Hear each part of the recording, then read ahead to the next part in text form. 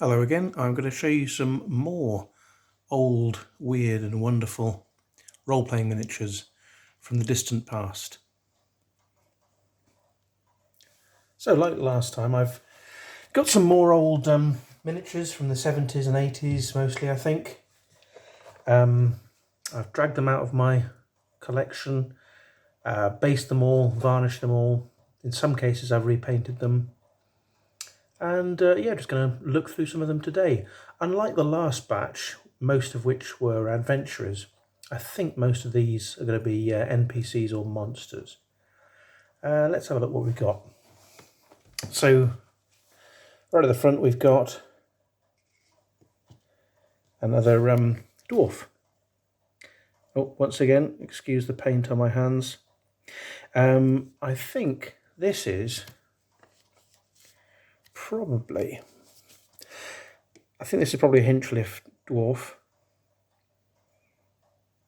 I've got another one. I showed another one in the last batch. Quite long arms, these dwarves.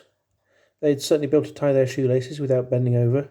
That's a bit of a curse of dwarves, really. Not many manufacturers quite get dwarf proportions right. It is a bit tricky. But I love these. I think they're really nice, characterful sculpts.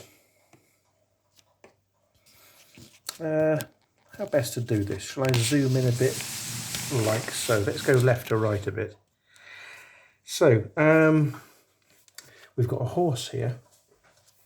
I'm not sure who made him. And I think when I got him, he was designed to have a rider. Looks a bit Tom Meyer-ish, so it might be early Ralph Arthur. Anyway, I made some extra baggage for him to make him look more like a pack horse or a pack pony. The pack on his back is just made from blue tack, because I found that rather than mucking about with green stuff or milliput and taking ages to blend it together, if you just need a small amount and you're not too worried about how it's going to hold up, if you get a little blob of blue tack, completely cover it in thin super glue, and then spray that with activator, then the thin super glue goes totally hard. And once you've painted it, once you've added a good solid layer of varnish as well, only really the roughest handling is going to trouble that finish, I think. And then next to it, we've got a couple more mounted figures. Slightly different scales, but that's okay. People are slightly different scales, I find. On the left, we've got, I think this is an Essex Miniatures miniature. I think this is probably like a Chaos Sorcerer. I obviously use him as a necromancer, or generally sort of like an evil wizardy dude. All one piece, this sculpt.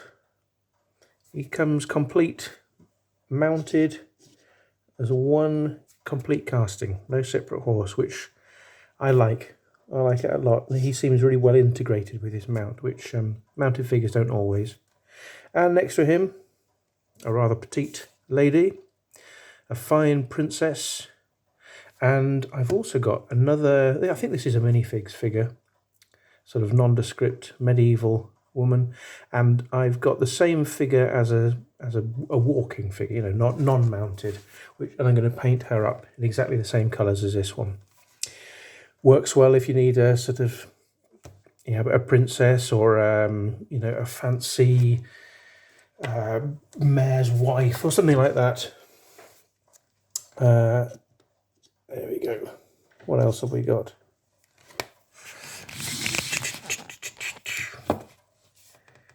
I want to say this is probably minifigs, isn't it? It got a very odd look to it, really. A wolf or a hunting dog, something like that. Quite a big bugger, isn't he? He's quite large when you compare him to the humans around him. But so maybe he could be an extra large, extra scary wolf. Quite an odd little sculpt, really. Some vintage charm, but it does have his tongue lolling out, which is sort of rather charming in an odd sort of way. Who's behind? Okay, we've got a couple, in fact 3 different elves, all equipped with bows.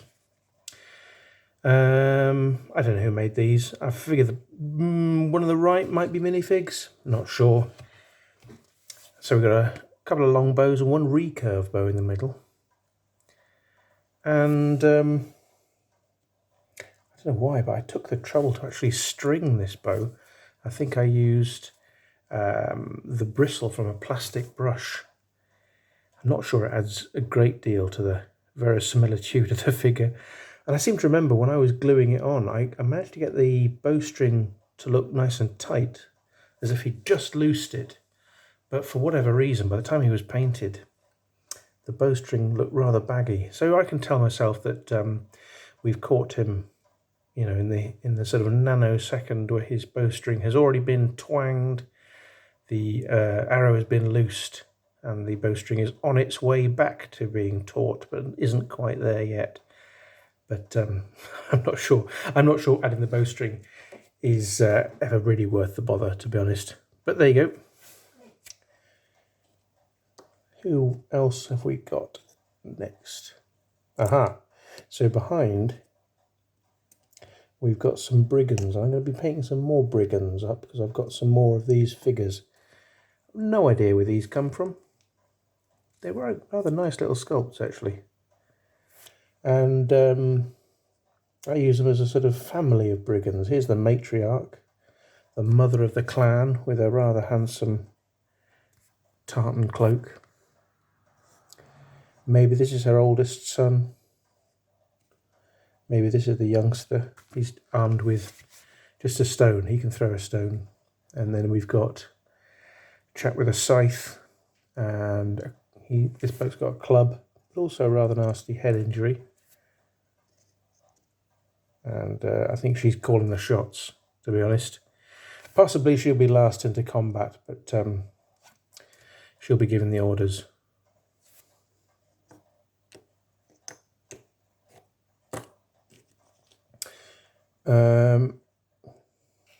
It's a rather nice figure. Again, I think probably minifigs. I'm just going to see if I can brighten this ever so slightly. Can I do that? Too bright. Lock it. See how that goes.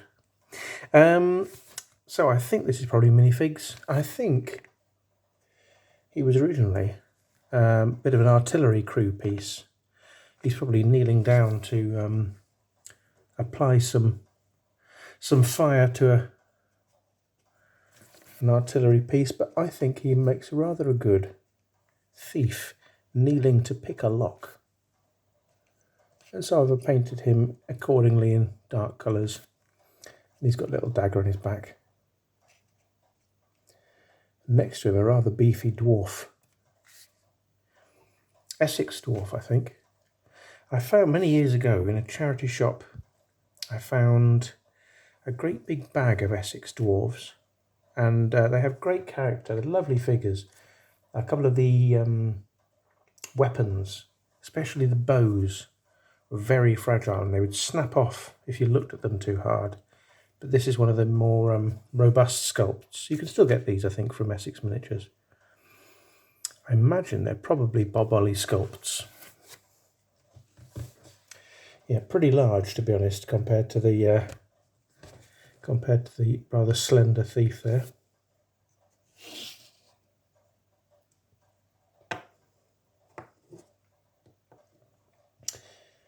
Is this a Ralpartha? I would wager it probably is on the left here.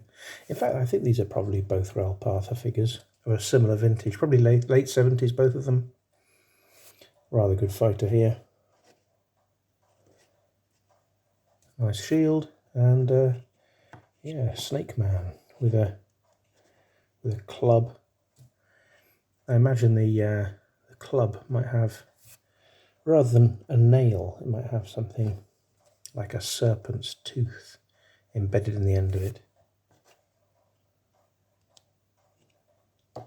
This is an odd one.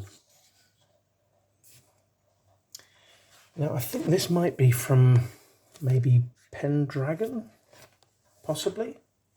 In fact, I've got another Pendragon figure over here. Let's bring them both in together.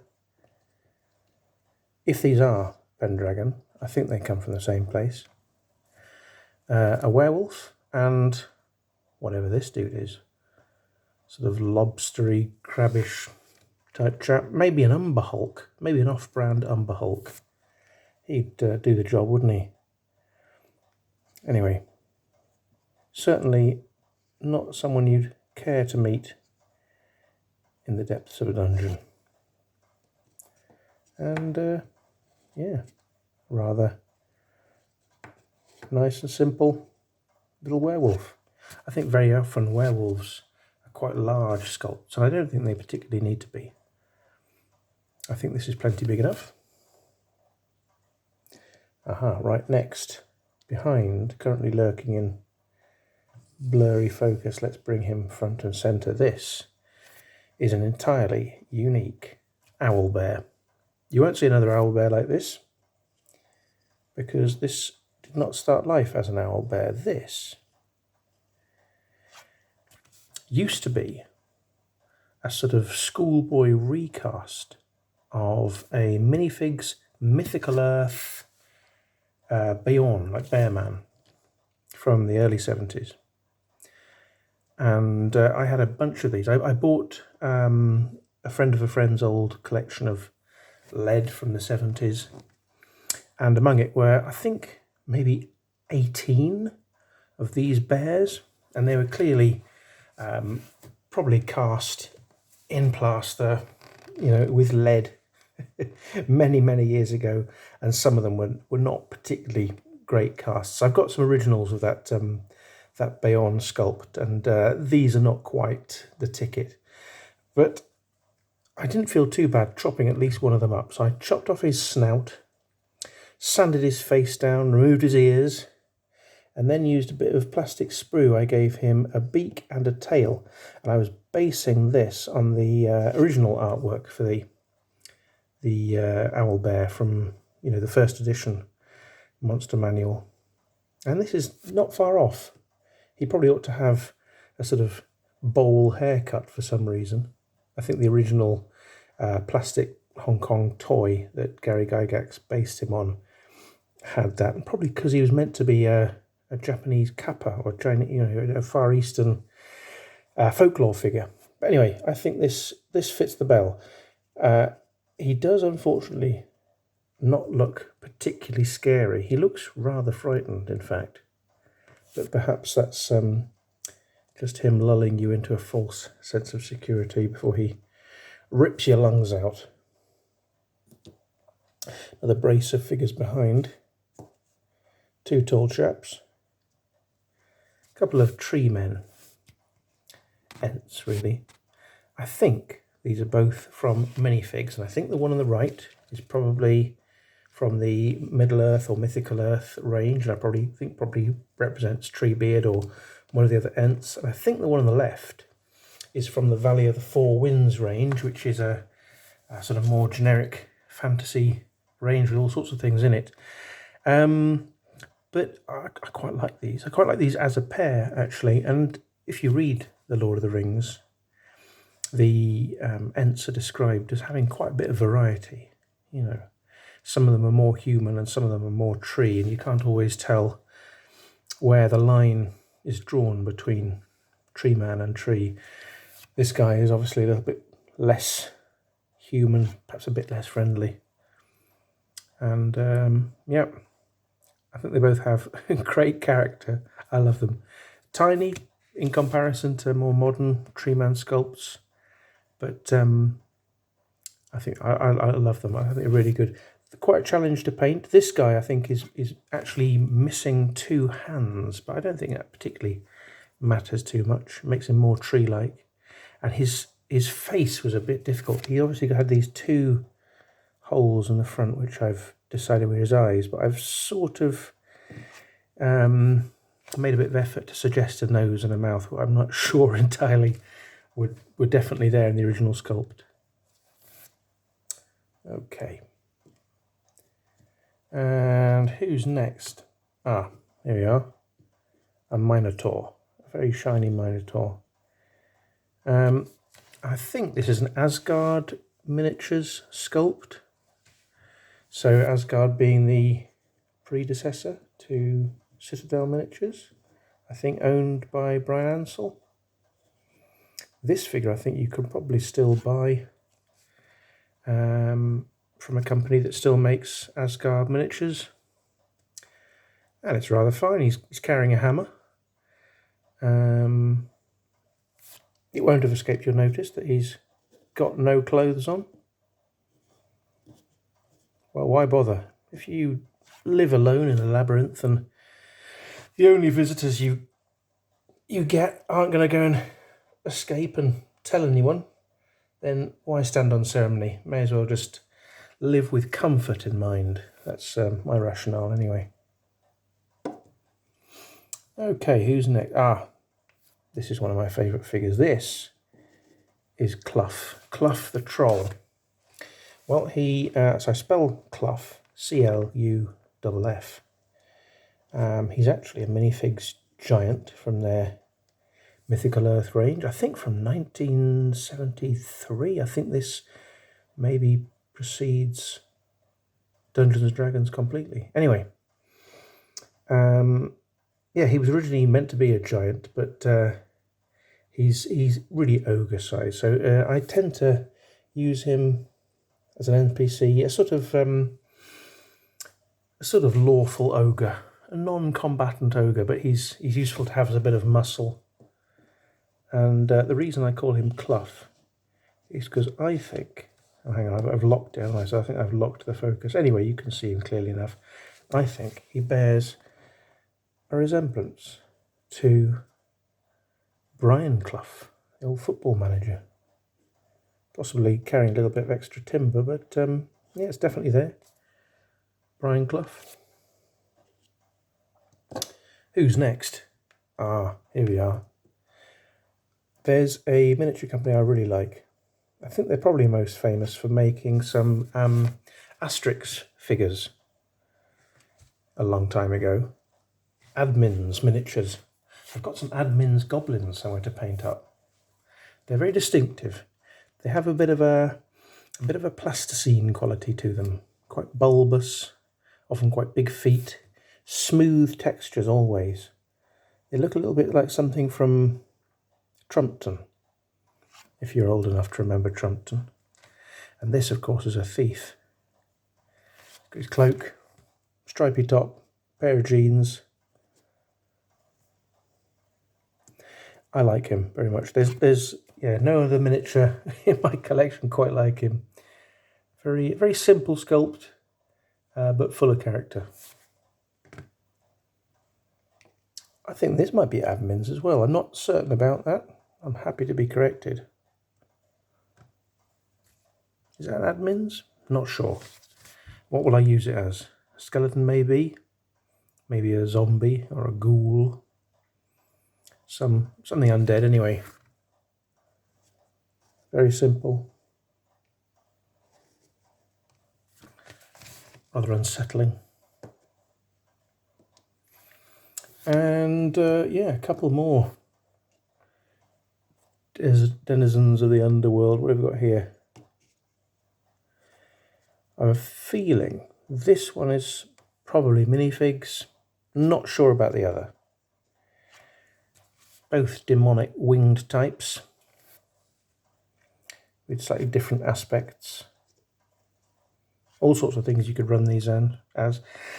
Very useful because something with wings can appear from nowhere and disappear just as quickly. So they can drop out of a sky, Deus Ex Machina, and ruin the party's day, and then be off as a winged messenger of evil.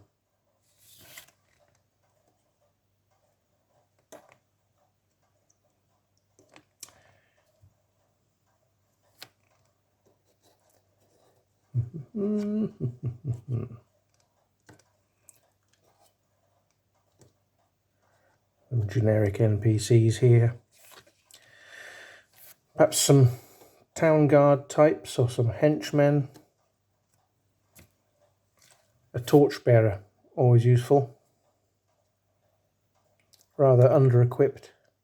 That's okay, you already brought him along to feed to the goblins and light the way for you. And once his torch has gone out, he doesn't really need to survive.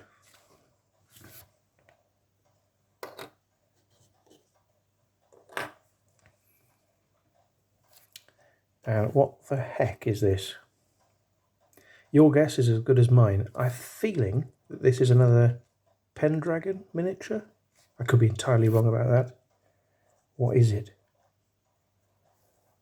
Who knows?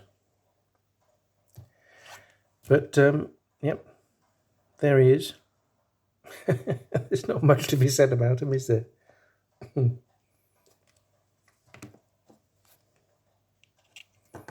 have a feeling this is a Minot figure. Minot, Minot even? I'm not sure if it's French. Yeah, it's got that sort of elegance to it that I associate with, I'm going to say Minot, even if it is Minot or something else. I associate this quite well proportioned, quite simple, elegant sculpture with that brand.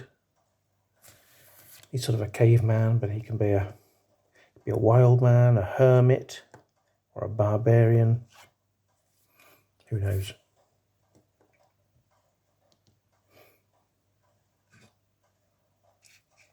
Here's a rather fine figure. It's the old Citadel stroke Ralpatha zombie dragon, which you can still buy, I believe, from Ralpatha Europe. And that's a lovely figure.